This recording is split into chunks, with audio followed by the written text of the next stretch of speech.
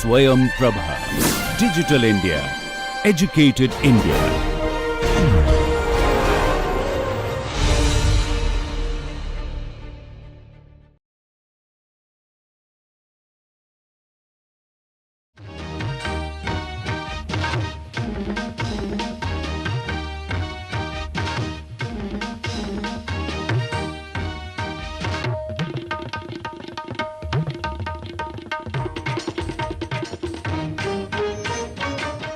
Welcome to this lecture on we are going to today discuss manuscripts and manuscript production. We will primarily be focusing on early late medieval European manuscripts, very early manuscripts, but as I would argue through this lecture, that what we are going to witness with respect to European manuscripts would be true for a large geography, even outside Europe, because this was a world which was linked through trade.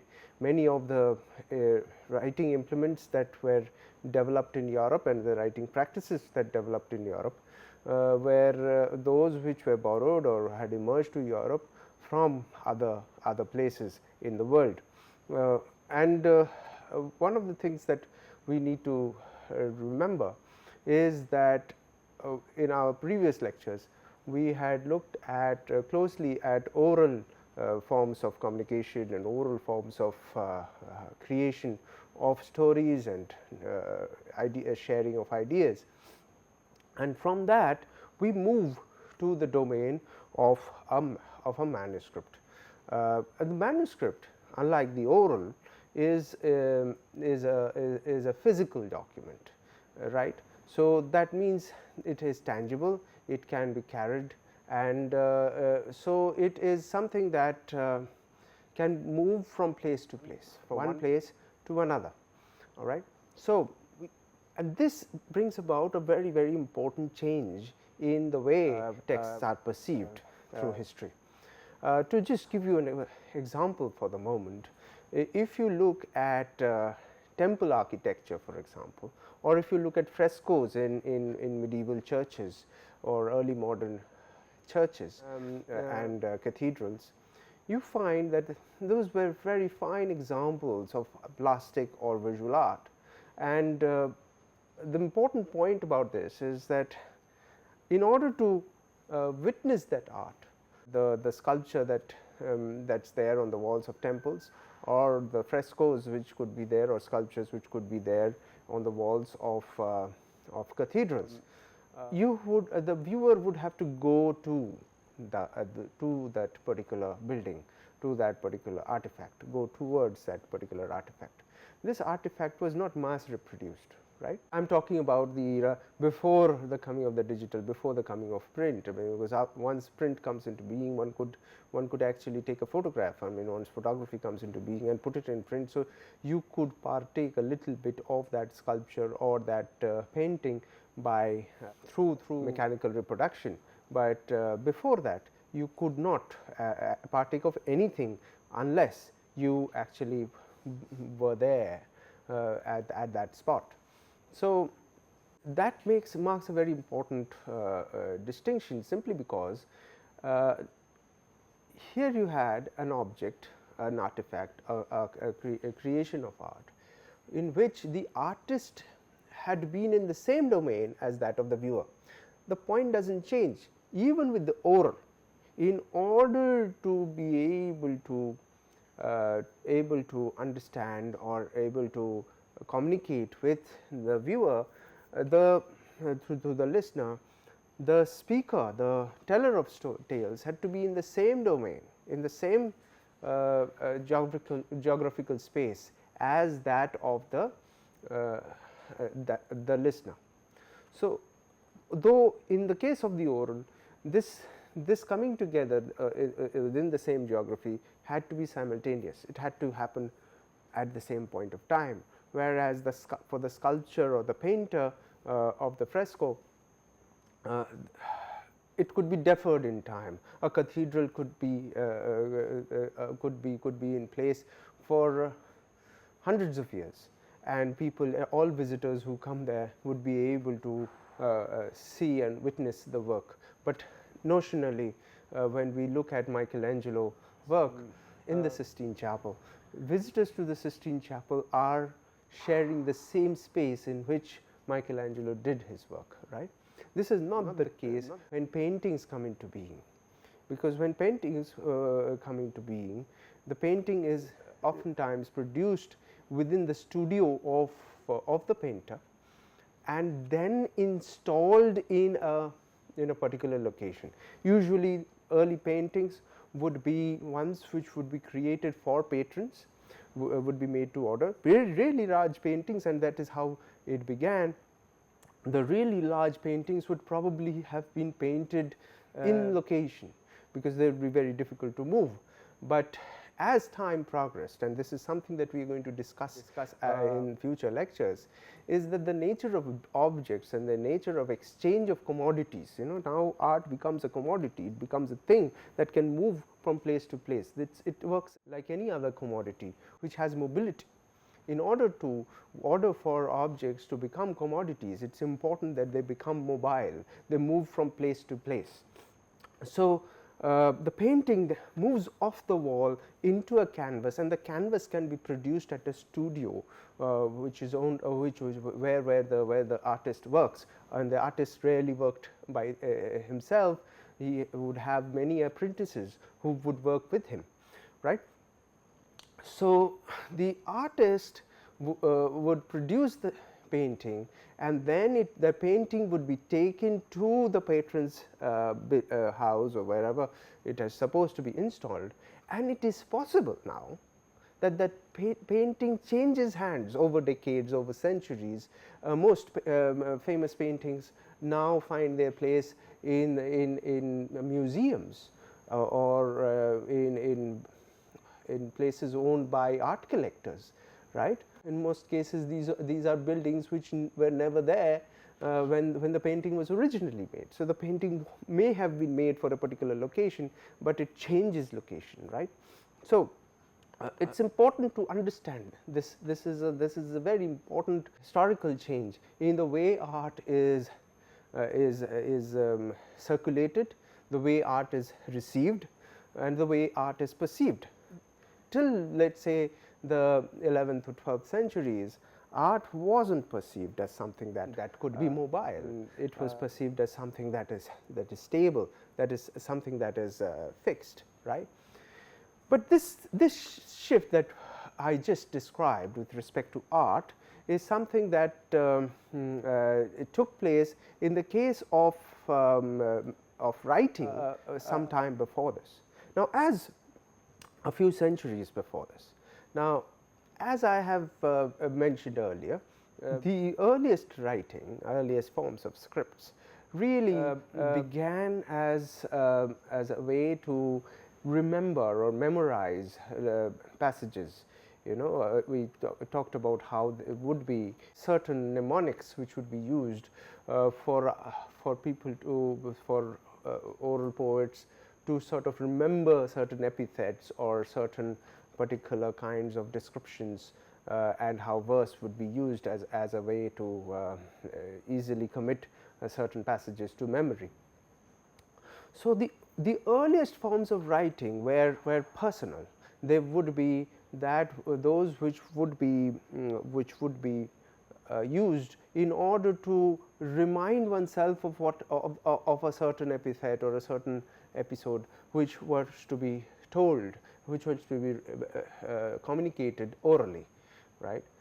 The writing piece did not have a life of its own to begin with, but as time passed by, one figured out that and it is not merely a question of passage of time. Human society as it evolves, and this is something that we are going to explore in the course, that as human society evolves, human relationships between various people within the society also undergo a change, and there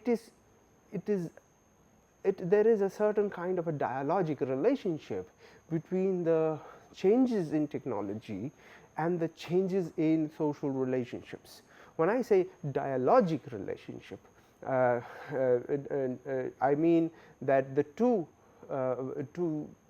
points of interaction, two phenomena of interaction do not bear a top down relationship, that is one influencing other. When I say A has a dialogic relationship with B, I do not mean to say that either A influences B or that B influences A. I mean they both influence each other in turn. As technological shifts happen, so social relationships change. As social relationships change, they look for newer technologies to support those relationships, and therefore new technologies are developed. This is something that we will see will go hand in hand as we move on. Now, what could be the change in social relationship that would affect the conversion of written work from a mnemonic to an object for circulation?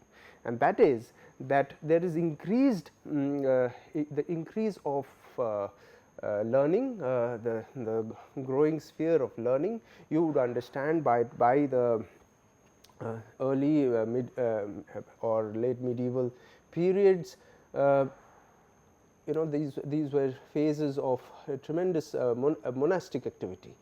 There were Christianity was growing, so there were great importance of preaching, and so the church was growing in importance, and the church was growing in extent in geography as well. So it was important to train the preachers, to train the monks and the monasts. So therefore there was learning was still firmly within the ecclesiastical domain. It did not go beyond the ecclesiastical domain as much, but the ecclesiastical domain itself grew tremendously in influence, in extent. So therefore there was important need for circulation of ideas, and because of circulation of ideas there was a greater need for circulation of texts. So the texts were the need for text increasing. It was difficult for people to actually, oral texts we have realized do not circulate far and wide. They circulate slowly. They may circulate far and wide, as we saw in the case of Dastan Goi, but that transfer is far slower than when a manuscript moves from one part of the world to another, one province to another, one continent to another. So it is the growth of the need for learning that leads to the development of manuscript techniques. You needed to make more copies of books, to share ideas, to spread ideas. Most of them would be ecclesiastical documents, right? So that is important to note, that the manuscript for the first time now ensures that there is a separation between the knowledge and the knower. That is, till the moment of the oral, you had a situation where whatever I am uttering is contained in me and I am uttering it, right. So knowledge is embodied within the body of the knower, the body of the speaker. The moment, instead of speaking, I am noting something down, and that piece of paper or that book, that manuscript moves from one place to another, a place where I am not going, then the knowledge gets disembodied. It moves outside the body of the knower.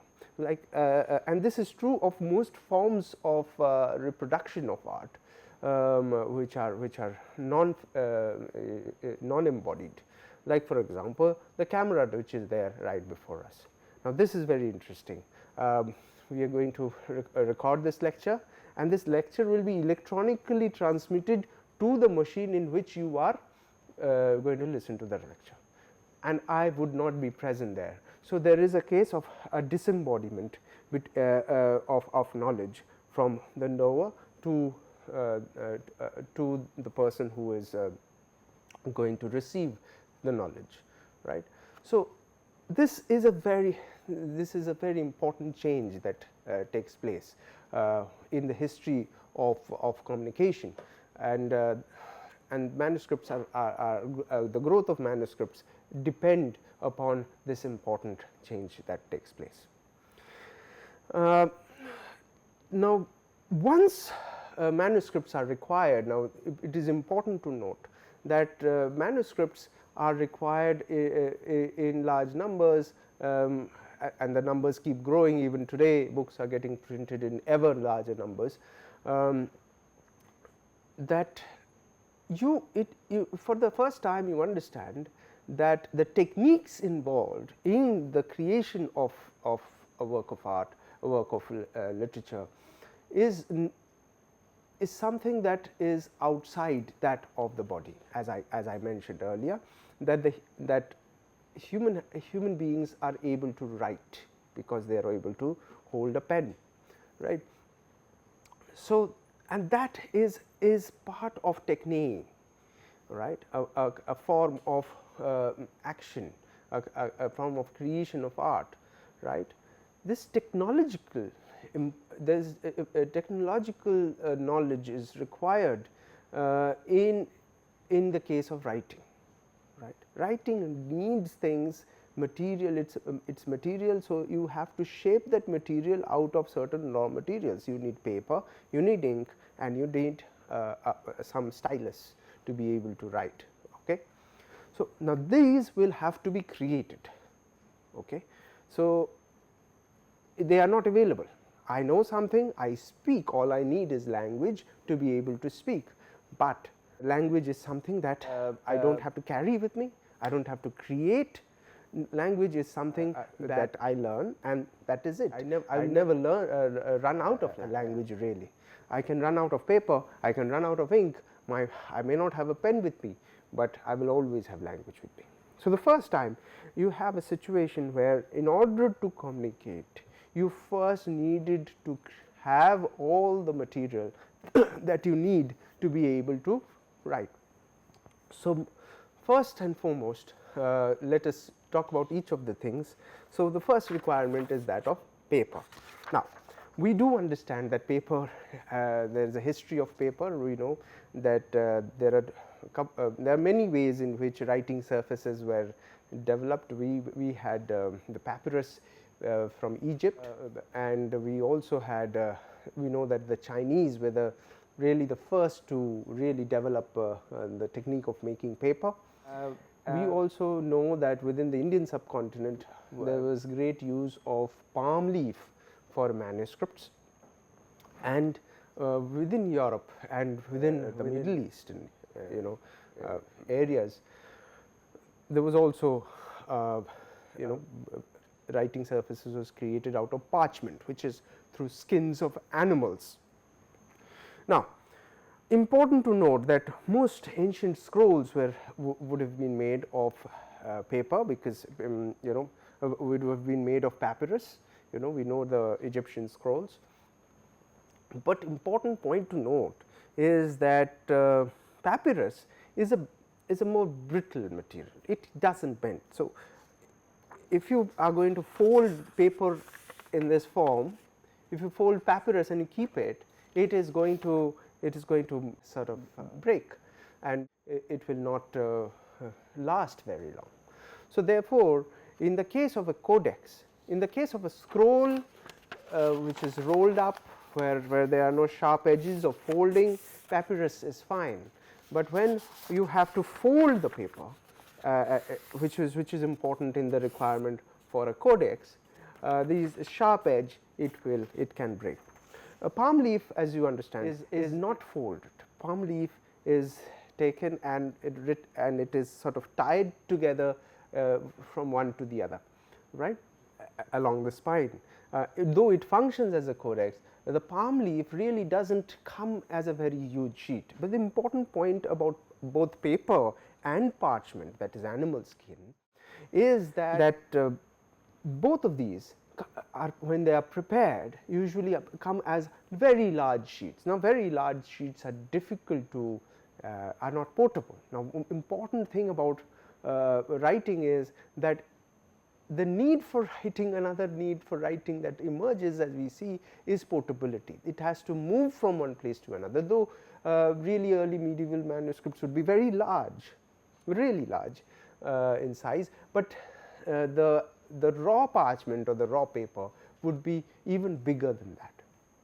But paper was to begin with very expensive, because paper was I mean, not developed in Europe. It came through, it took many centuries for the idea to travel from China to Europe. It was only around the 12th or 13th centuries that the first paper mills were developed in Europe. So paper was expensive, though once developed paper was far outstripped. Once paper technology really develops, paper far outstrips parchment production, because then parchment was far more expensive, but good paper wasn't easily available. Now, one question that I would like to ask you is that whenever you look at books, you usually see books have this kind of a shape, right? It has a width which is shorter than the length of the paper, right? So it's, and this is what we now call as a portrait form, and this is the landscape form, right? In both the cases, you find that this is a frame which is really kind of universal now. But there is no reason. Is there a reason? That is the question. Is there a reason why it would have this kind of a rectangular shape and not a square shape or some other shape? If you look at palm leaf manuscripts, they are really long pieces of writing surfaces which are there, and that is because animal skins, when parchment was developed, animal skins are roughly, when a dead animal skin is skinned and is laid out, the skin roughly takes the shape of a rectangle, right? It is a oblong. And smaller paper is created, smaller pieces of parchment for the codex, which are bound as the codex, are created through folding, right? So, if you look at the kind of folding, if this is the entire sheet, of course, sheets are much bigger than this, and this particular piece of, this is an A4 sheet, the size is a standard A4 sheet. If you from the paper mill, it would come as a very large sheet, right, and it would have been cut and put into this kind of a shape, right, machine cut. But if you look at it, it is folded once down here. This is what one would call a folio. So, you write here, you write here, you write here, you write here on each of the surfaces, all right. Now, if you fold a second time,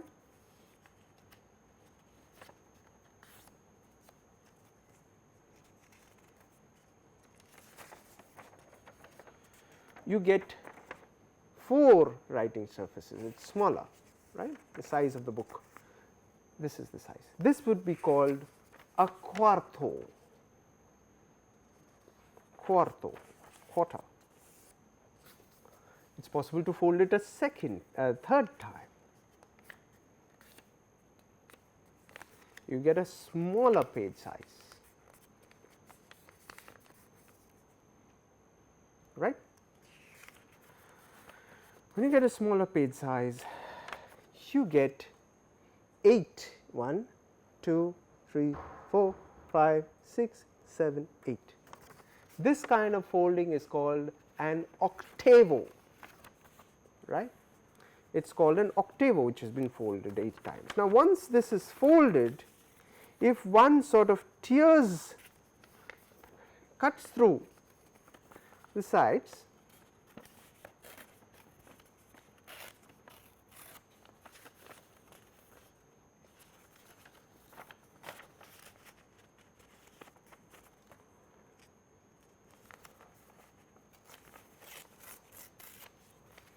there you are, and you stitch along the spine or you bind along the spine, and you have your wonderfully folded book, right. Okay. Now, when even today, if there is a printing press near the place where you are, you may want to visit printing presses. All your textbooks and others are printed like this. In fact, there are more folds. Usual size of a gathering is 32 pages, which is it's folded another time. So you will be able to get some 16 writing surfaces out of this, out of an octavo, right. Now, this entire folded set is called a gathering. Now, typically a book would be made of various gatherings. Okay, if it is so it's a multiple of that many gatherings, and then they are bound together by the side. All right. Now, typically what would happen, there would be parchment makers. Typically they would the skinned animal, the animal skin will undertake various kinds of treatment, and they would be dried, they would be stretched. Sometimes they would be much thinly layered. Maybe the skin, if it is a thick skin, is pulled apart into two to create a very fine kind of parchment on which very thin books are printed, very delicate books are printed. They would be far more expensive, and these parchments would be treated and made ready for preparation, and there would be what we would call the stationer shops, which will sell these gatherings. Rarely would a scribe actually prepare the parchment, though there is evidence that there would be scribes, people who write, who would also prepare the parchment, but usually this would be something that would be got from somebody who supplies, right. So, you are already talking about a kind of a market in which this trade takes place. So, these parchments are available in the form of gatherings. Beyond that, everything that took place was something that a scribe had to prepare themselves. All right. So, most importantly, we talk about the stylus. Now, we can think of various kinds of styluses. Now, today we have a pen, all right. We hold the pen in usually like this, with the thumb and the two fingers sort of coming together, and the pen is held here. But that is how the modern pen is held, or the modern pencil is held. In the case of medieval quill pens, they would have to be held differently, because the ink will have to directly flow down. They had to be held straight down. So, typically a medieval scribe would hold the quill pen in behind the first and the middle finger with the thumb here, and would write on paper like this, all right, straight down. Okay, you can see that. But that was not universal. In the case of let us say manuscript manuscripts, many of the times these styluses were not made of, they were made of reed pens, right, and even in Europe, even in Egypt, that would be the case. And most such reed pens or such kind of styluses, even metal styluses which were used to write on palm leaf manuscripts, would be held like a fist. So, the pen is put here, and the thumb holds it very carefully, and the writing happens like this, all right. So, so many a times you would see some painting which is a kind of imaginative recreation of some old poet or writing, sitting down and writing, and they would show them holding the quill pen in the form of the modern pen. That is what is anachronistic. In fact, many of the times you would have certain poet figures who would be shown as writing, but most of these texts were created orally, so they would not have written. So, these imaginative paintings of old poets writing, and especially within the subcontinental context, would are purely anachronistic, that is they do not represent their time, they are imagination of a modern concept of writing imposed on what were the communication technologies or mechanisms in previous generations or previous eras, centuries, right. So that's about the stylus. The quill pen had to be prepared. The quill pen had to be mostly used feathers, mostly that of pigeon, and they had to be prepared. There was a certain technique with which they were prepared. They would be first they would be hardened. They were too soft. It cannot be too soft, the tip of the pen. So they would be put in hot sand to harden it, and they would be through very careful use of sharp implements cut into a certain shape, and there would have to be a thin incision which is cut through the pen, which will actually hold the ink. The ink actually remains within that incision which is there on the spine of the quill pen, and the ink, as the ink flows down, the writing happens. So typically what would happen is that the scribes would have to constantly keep preparing. So a typical record would show that if anybody, many a times these scribes were professional scribes, they would need to take dictation from scholars or poets who would not write themselves. They would use scribes, and these scribes would need to make sure their writing implement is there, because when you are in oral, you are stopping for nothing, right. You don't, when you are in the middle of a certain rendition, one does not stop to prepare anything. You do not really need to prepare anything, but the scribe constantly had to sharpen their quill. So in a typical piece of writing, what these scribes who would take dictations, they would do, they would have cut and prepared lots of quills together in order to be able to write without interruption. It is like very much like having sharpened pencils. You needed lots of sharpened pencils, because the point would get damaged, or the point would be, and if you don't want to write without any interruption, you needed to be able to continue as it is. The important point, therefore, to be noted is that a certain kind of surface would be required to be able to write. One could not sit and write anywhere.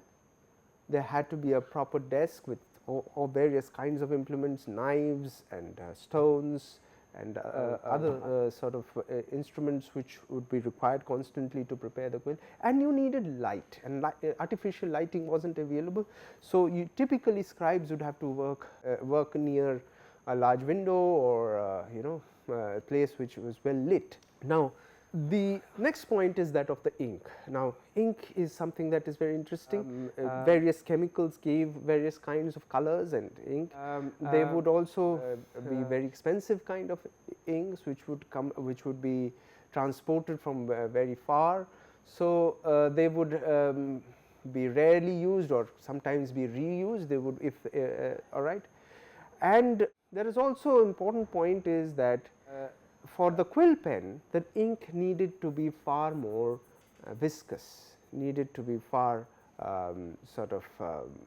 thicker, and to thicken the ink they used something called gum arabic, which is a particular kind of gum which was organically produced from organic materials, and they would be mixed with the ink in order to make the ink viscous.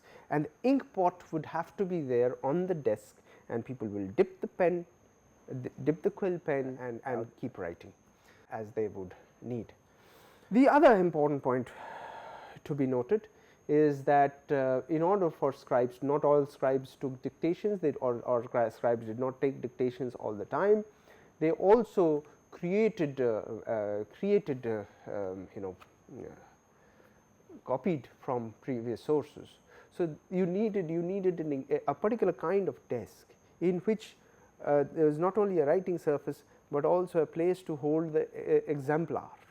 It had to be held up so that the scribe copies from one page to another. So, these were the certain kind of circumstances in which the scribes actually operated. One of the important features of medieval manuscripts were that they had a certain kind of decoration on them, all right. They had certain kinds of decoration, medieval manuscripts. Now, important to note as to why these were the cases. So, one can conjecture and say why. One important point is that these manuscripts to sort of be hooked on to the particular page that was written, because you understand that in the oral field, when a speaker is speaking, the audience is can be engrossed not only through the words that the speaker is speaking, but the gestures or the physical facial expressions being made by the speaker. You know, the performative holds a certain kind of is an aid to the kind of concentration that could be possible. But once you move the movement to pure text is far more difficult, and therefore that performative view, that visual sort of left behind in the form of writing, and that is sought to be transplanted in the form of illustrations, which enable which not only sort of work as conduits of imagination, they also enable a greater deal of concentration.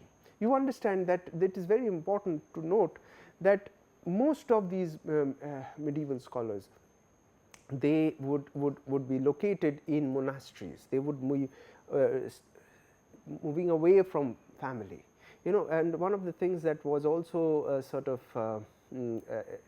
of prescribed for these monks would be that of kind of more ascetic life. They are not supposed to get married, they would not have family, and they would eat very frugal kind of existence, not much you know, in terms of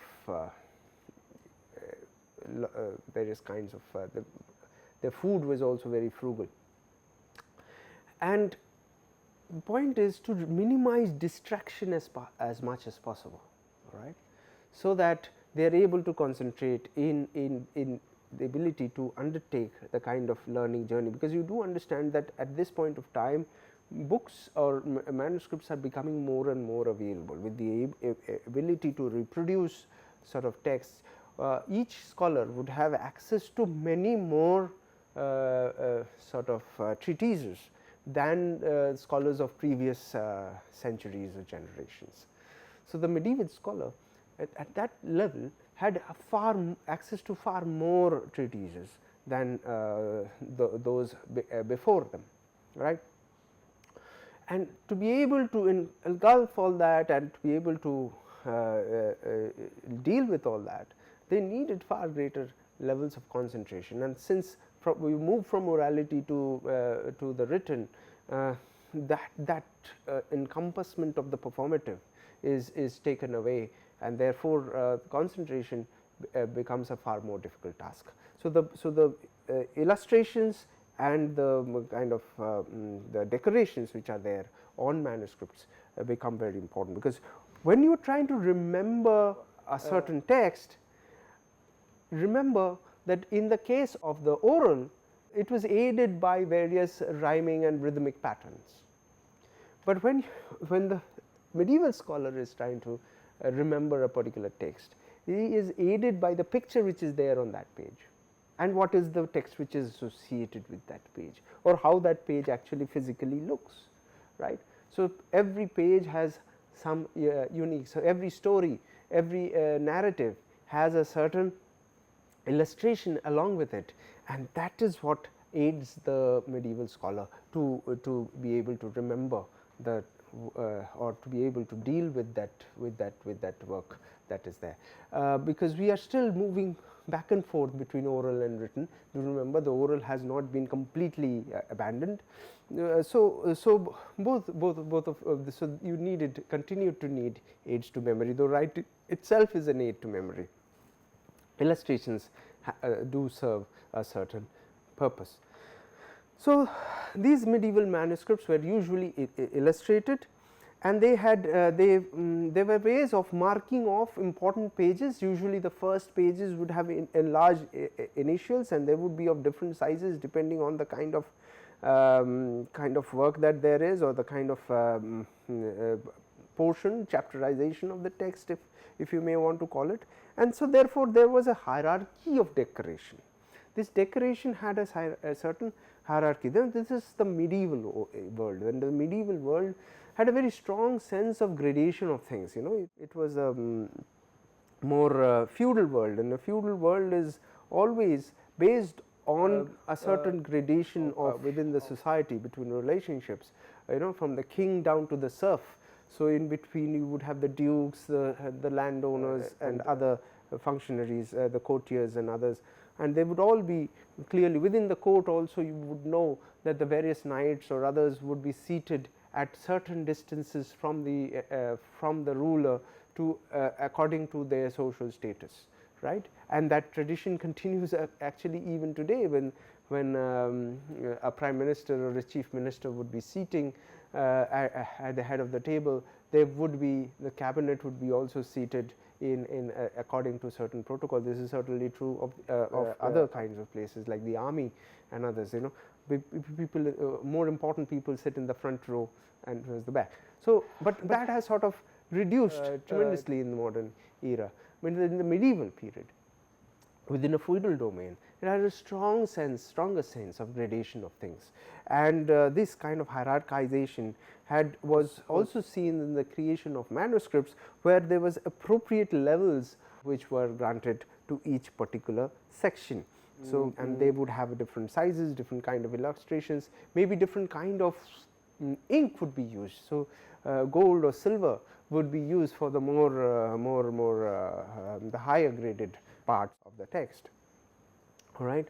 And so these were recognizable gradations. So one could figure out while turning the pages of a manuscript as to which portion is of a higher category and which one is lesser. Now, one important point to note is these manuscripts were not when they were produced, they were through history they underwent various kinds of various forms of circulation. So you would have it either people are making copies for themselves, in which case the scholar is the scribe, which would be very often the case. But as with the growth of learning, this process of noting down a book becomes a very slow process. Now, as I have mentioned earlier, that in the process of noting down a book, copying a book, there would be certain changes which would be made to the book, to the text. If the scholars are writing, they would be making certain changes in the words or the passages. They may include certain passages or interpolations might take place, but rarely would towards the late medieval period. There were so much of manuscripts that were in circulation that it becomes more difficult for the scholar to actually sit down and write down a book. So they would have the stationer's shop would come to the rescue. And remember that stationer's shop, who I said sold the gatherings, the parchments, they would be also be responsible. They would also oftentimes take the responsibility of producing the manuscript copy. So typically when customers wanted a book, it is almost like a tailoring shop. Today you go into a mall or a departmental store and you just buy a shirt or a t-shirt or whatever piece of clothing that you would want. A few generations ago, the only way to get a piece of clothing was to actually get it stitched by a tailor, right. So and it was tailored to measurement. So medieval manuscripts would actually be produced in a custom made for the scholar. So customers would walk into a stationer's shop and would choose the parchment on which things would be written on, and maybe sometimes they would decide as to how much of illustration they want, whether they wanted gold or silver, then the cost of the book would go up. So, the customers would like to know exactly what kind of thing that they would get. It is almost like getting an interior designer to do up your house, and they tell you, okay, if you are going to put a certain kind of tiles, then the cost will go up this much. So, that was the kind of process that would normally be used, and usually what would happen is that to be able to make a copy of a book, scribes, as I said, would need exemplars, a certain pre-existing manuscript with which to be able to make a copy of. Now, these copies could either be those which are which are available with the bookseller, or very often the customer would bring in their book and say, please make a copy of this for me. And so there would be various people who would be involved in the process. There would be the scribe, there would be the illustrator, there would be the binder, and of course the parchment maker has already produced that. The ink maker has produced the ink. Maybe the bookseller has someone who would produce the ink in house, but some more expensive inks will have to be usually travel long distance, so it would have to be imported. So, these cost of the books, these are some of the things that would be decided before even work on the book starts. Usually what would happen is that the text would be written before the illustrator, the illuminator was contracted. So, because you see what happens is that though in writing, while writing, it would be a dark colored ink that would be used, mostly carbon, which would be used, but for illustrations it would have various other kinds of inks, maybe even precious metal would be used, and those would get smudged in the act of writing. So, therefore, the writing would take place before the illustration or the illuminator was contacted. Another very important point to be noted is that the empty piece of paper was difficult to write on. So, so the medieval scribe, one of the important tasks of the medieval scribe was to first draw lines on the manuscript, on the page. Now, it is very much like school notebooks, which would have ruled texts, and most medieval manuscripts would have still have signs of the rulings, and we could see that as book production, so manuscript production became much more professionalized. This became a very tedious activity of drawing lines, because you understand that the task of drawing lines could be very, very mechanical, right. So, people tried to we could see that various kinds of ways to speed up the process. So, one of the processes through which it was done was either to hold various styluses together and through a certain implement sort of drag it down. So, use a ruler to drag it down together, or sometimes little holes will be marked on the corner of the pages by the two sides, and then they would be joined by lines. So, the lines should come out exactly of the same thickness together.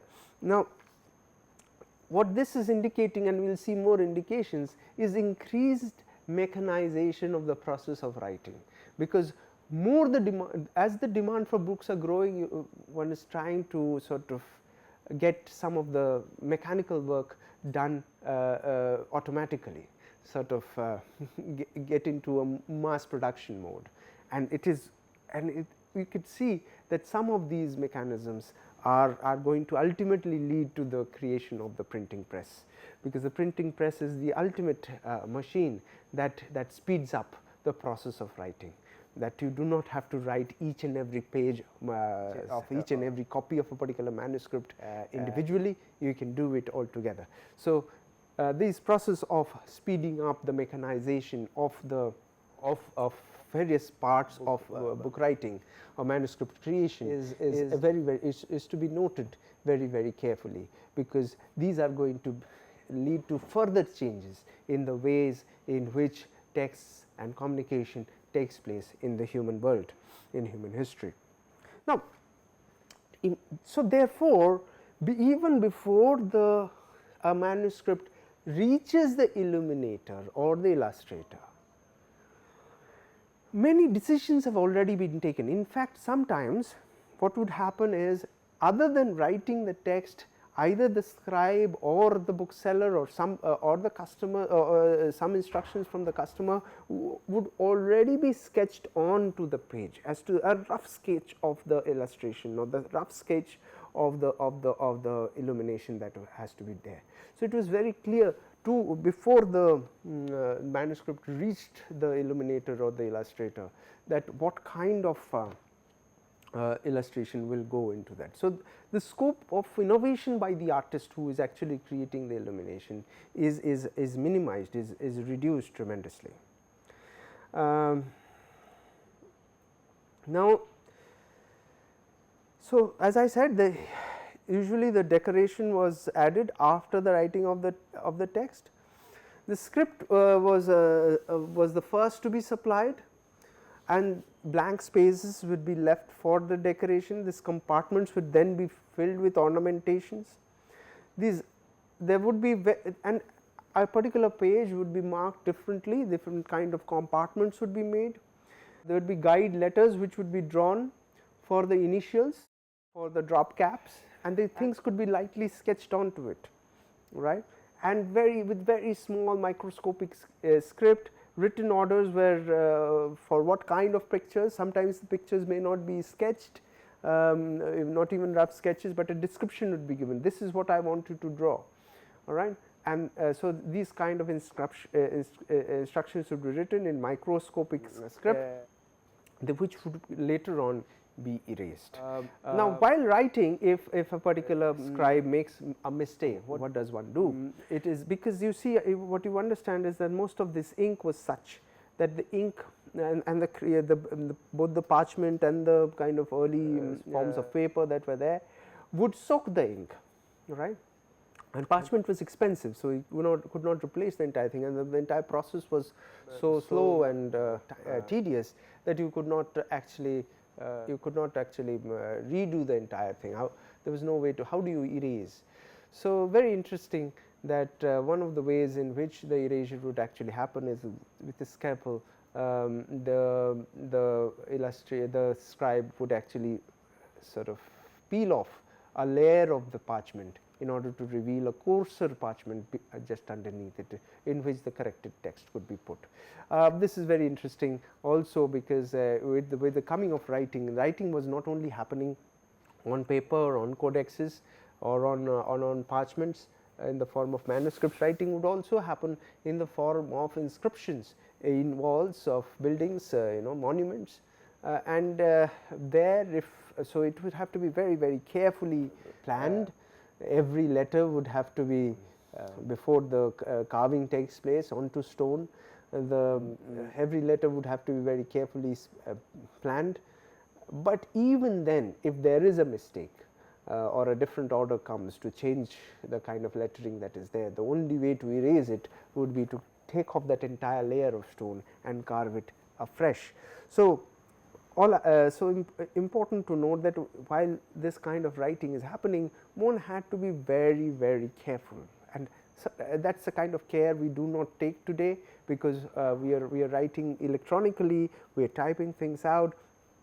We rarely pay attention to these days as to what we are when we are writing, when we pay far lesser attention, because we can always press the delete button and erase it and write. But this is not something that one could do in the era of the early periods of writing. So, writing was far slower, far more tedious process. That is something that you need to understand. Sometimes when these manuscripts are unfinished, how do we know about the processes? In order to be able to study it, we find it through through manuscripts which are unfinished, where there would be some evidence. There could be, so for example, if there is a circle, one can surely look for a compass point within the parchment through which a compass was used to draw a circle. So, these kind of evidence would be there. Now, when these illustrations were taking place, there would be cases of the copying of illustrations of images. These images would circulate, and then as the manuscript is getting copied, so illustrations would also get copied. This would there are many evidence of this, where similar kinds of pictures can be seen at manuscripts across various found which have been discovered in various parts of Europe. So, this sort of points out that to the fact that these manuscripts were travelling great distances. So, if you see a very old 7th century image could be repeated in later centuries, so, and sometimes these manuscripts would travel great distances even from the Middle East down to the farthest ends of Europe. So, an attractive picture was of course worth copying. And another important thing is that if you look at the kind of later in the medieval period, you would find that these processes of creation of manuscript books is something that gets, as I said, more speeded up. And there would be shops, there would be booksellers and binders who would take on this task. And when a scholar has to go to has a choice, let us say, to go to several shops, choose one among them, they would often choose on the basis of whose illustrations are better, or who has better kind of better illustrators or illuminators available to them, just as one would choose a particular carpenter over another. So, these kind of craftsmen, they maintain certain pattern books, images or certain kind of initials, decorated borders, patterns of birds and animals and various animals to be put on. And these pattern books would also move from one place to another across Europe. Remember, many of these shops would have masters, and they would have apprentices. The apprentices would, once they learn their trade, would set up their own shops, and they would go and recreate those patterns elsewhere. And one could find that some of this manuscript designs are similar across Europe, right. So, while at the one hand, because this is manual reproduction, this is physical sort of reproduction, you have the possibility of changing things at the point of the reproduction, but the patterns one could see repeated across. So, it is a curious combination of repeatability with a modifiability which is there. Now, sometimes these many things will be traced onto the miniatures would be traced onto the manuscript pages. Sometimes they would be traced using by pricking small holes to trace the outline, all right, and then once through the holes certain charcoal dust would be, or some bag of color would be put. So, then the pattern would be created on the particular page. So, this would produce a dotted line, an outline, and then which would be traced in, and then colors will be filled into it. So, there are various kinds of techniques which were used in order to produce these manuscripts, and each workshop had their own pattern. In fact, sometimes later on there would be disputes that someone stealing someone else's set of patterns, and that would lead to certain instances of disputes. So, now important is, one of the important things about manuscripts, some beautifully produced medieval manuscripts would use precious metal. Of course, gold is a very important sort of metal, because it retains its color and luster for much longer time, and so gold would usually come in the form of gold leaf, and certain So, and gold would be put before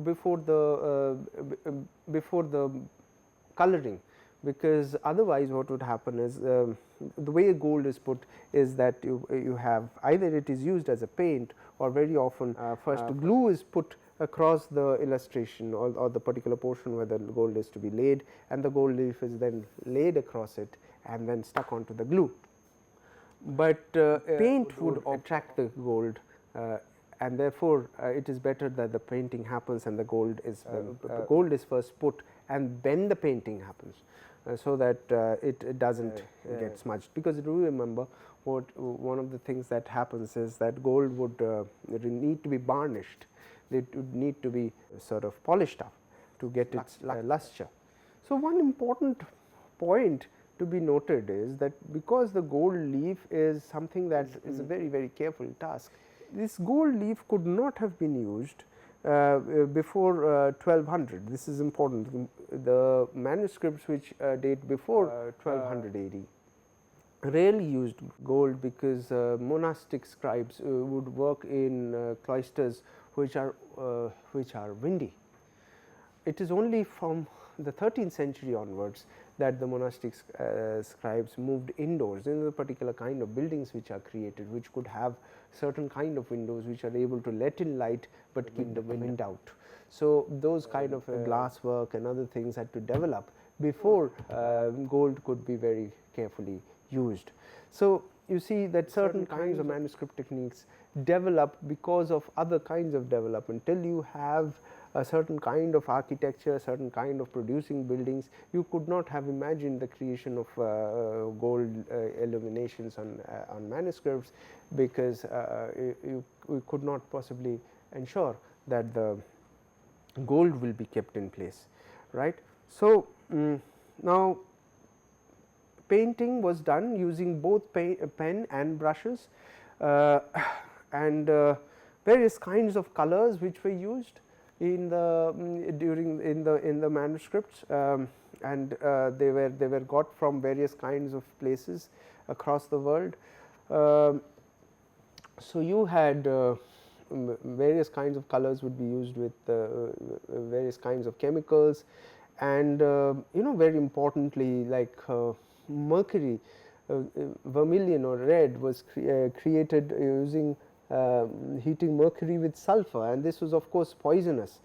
And this is very important, because once the brush is picks up the paint, the way to sort of put the brush sort of had to be put in a particular shape, and so usually artists would take the brush and put it across their lips in order to sort of give them that fine shape through which the very microscopic, very fine illustrations were produced. Now, this is a poisonous ink, so you have to be very careful while using it. Now, each of these colors were produced from raw material available from various parts of the world. So, the purpley red purple was produced from a particular raw material available from Italy. Lapis lazuli was used to create blue. Now, remember these colors are important, because they have to last a long while, because manuscripts can last generations. Many naturally available colors might actually fade away. So, these colors have to be very carefully chosen. So, these were lapis lazuli was available only from stones which was used in Afghanistan, and so they were very expensive, because they had to be transported all the way. So, from old manuscripts, they would be scraped off, and painters and illustrators would reuse this ink to be from older manuscripts. So, and so similarly there were various other colors which you can refer to and read about. As I said, and another important point to be noted is the use of glue. When you are using glue, it's called tempera. The egg yolk had to be separated from the egg white, and the egg yolk was used as a painting medium, all right, which you usually need a kind of medium which will slow the drying process of the painting. If it dries very quickly, you cannot paint more complicated pictures. So, the process, one of the important media that so you take the paint, usually watercolor is something you use water with, you have oil painting where you use oil with, but most medieval painters used egg tempera or the egg yolk.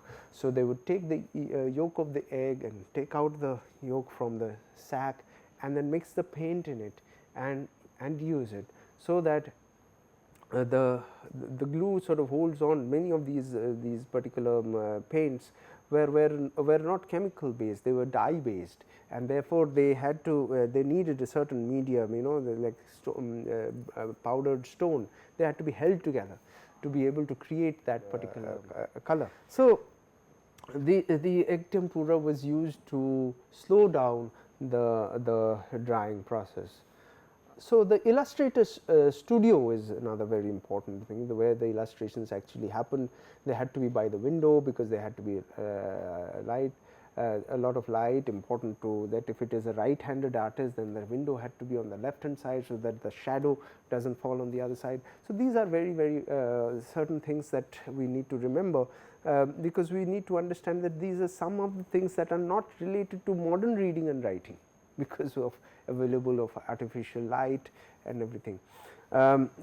Many of these details that I am telling you about are important for us to understand the evolution of writing and to understand how changes in technology actually affect the way texts are produced, how stories are written, stories are constructed, and so these are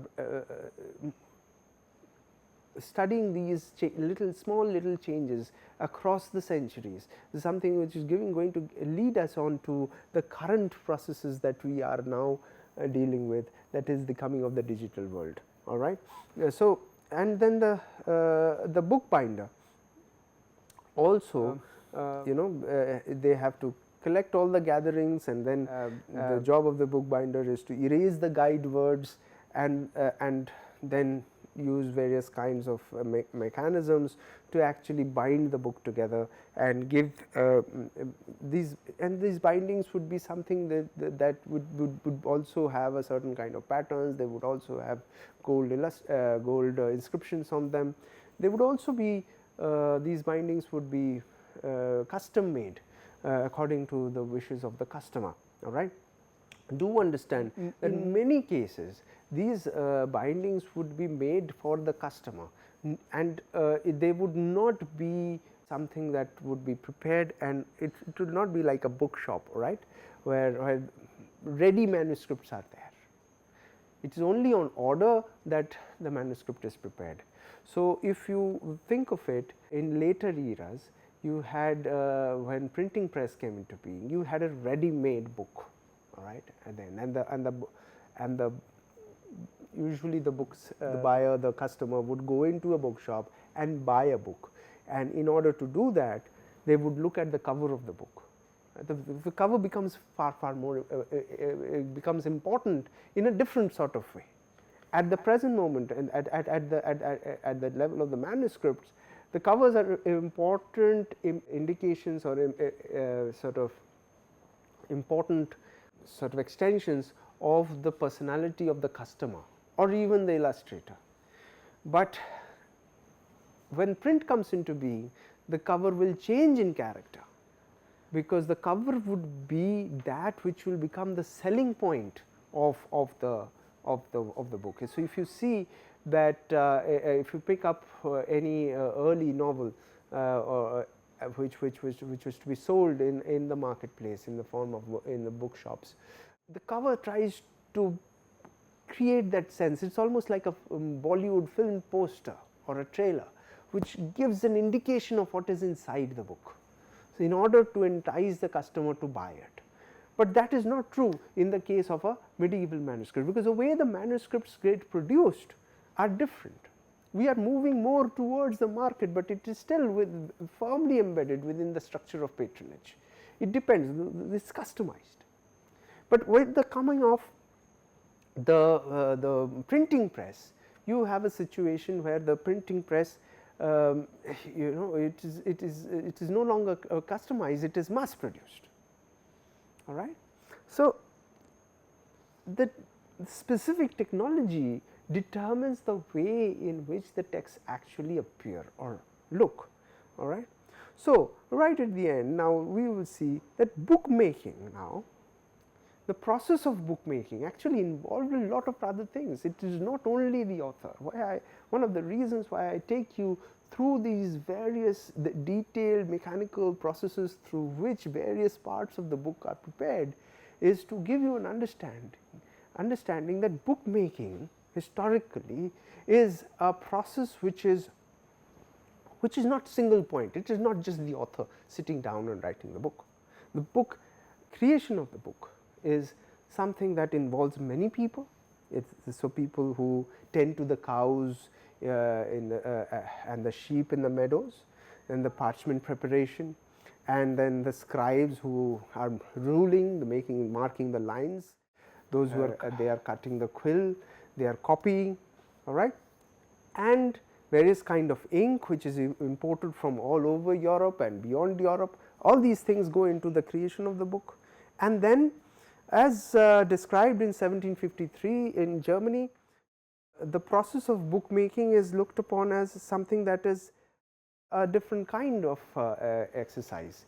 The book, describing the book in 1753 in Germany, the passage reads, "Book, either numerous sheets of white paper that have been stitched together in such a way that they can be filled with writing, or a highly useful and convenient instrument constructed of printed sheets variously bound in cardboard, paper, vellum, leather," vellum would be parchment, etc., "for presenting the truth to another in such a way that it can be conveniently read and recognized.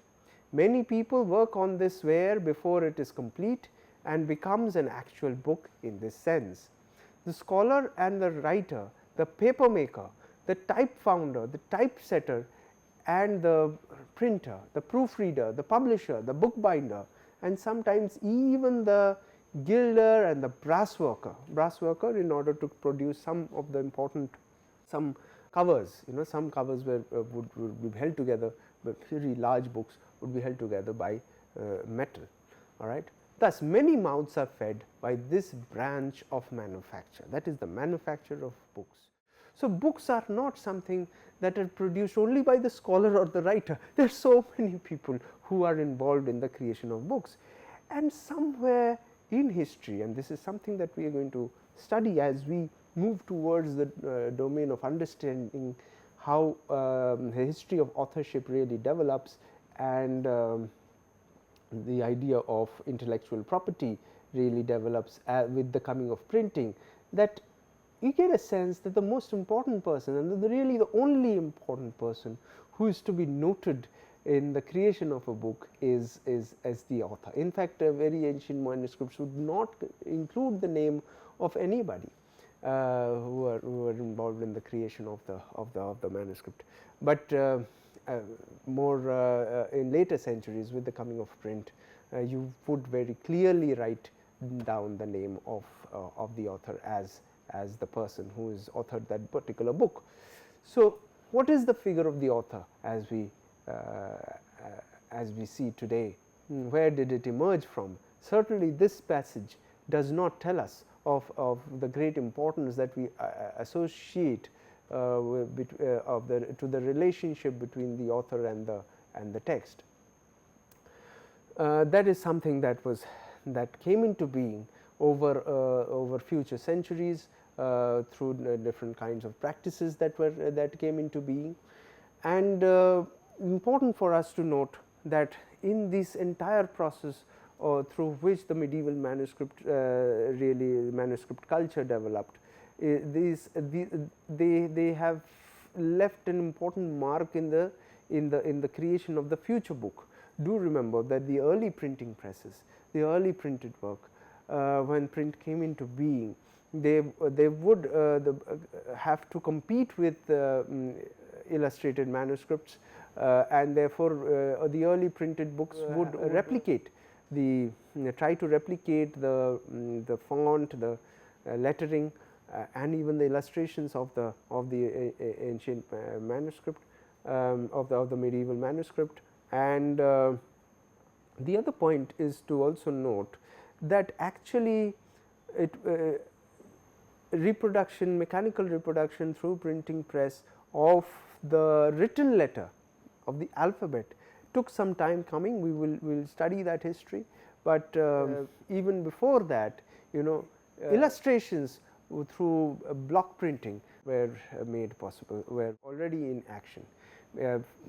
Scribes would write down, would copy a manuscript and leave the spaces for the illustrations, and the illustrations would be printed onto the various copies of the manuscript together. So, using those blocks. And sometimes even printed manuscripts would be illuminated, would be decorated using manual methods. So, these processes were not linear. They kept on using various kinds of mechanisms, but important to note that some of the traditions that were already developed in the form of the manuscript, like the size or the shape of the paper, is or the gathering, is something that got fixed as the process sort of moved from the era of manuscript into the era of the print. In our later lectures, we will pay important attention to the overall history within the society, within European society, which are going to make way for printing, because we realize that with the growth of university learning, slowly learning was moving out of the domain of the ecclesiastical authorities, from the monasteries into the universities. Learning was becoming more secular.